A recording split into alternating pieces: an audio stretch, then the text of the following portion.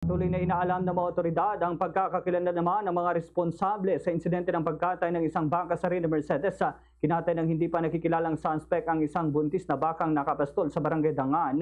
Ito pong May 14 kung saan halos buto na lamang ang natira rito matapos tangayin ang malaking bahagi ng laman nito. Iniwan sa lugar ang ulo ng baka habang bahagya itong inilayo at itinago mula sa mismong pastulan.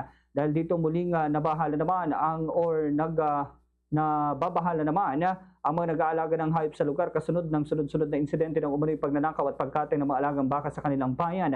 Sa panayam naman ng Bombo Radio Kumain kay Police Major Danilo Malab, Chief of Police ng Reyna Mercedes Police Station, sinabi niyang nalaman lamang nila ang nasabing insidente matapos kumalat sa social media ang viral video ng kinatay na baka kaya agad silang nagsagawa ng verifikasyon at investigasyon sa lugar.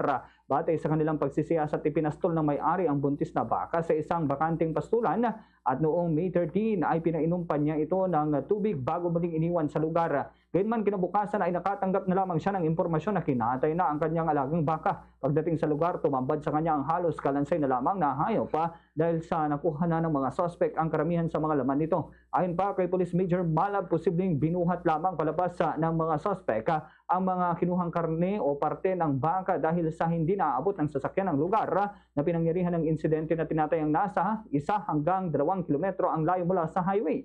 Sa ngayon ay mayroon nang sinusundang lead ang pulisya at may natukoy na rin silang person of interest kaugnay sa naturang pagkatay ng baka habang nagpapatuloy ang kanilang mas malalim na investigasyon upang matukoy naman at maaresto ang mga responsable sa insidente. Ganito ang bahagi ng pahayag ni Police Major Danilo Malab. Tinututukan namin, meron na kaming POI for now, but we cannot disclose or debug kung ano yung mga pagkakilanlan nila. Meron na po kami sinusunod. Basta Radio Bombo!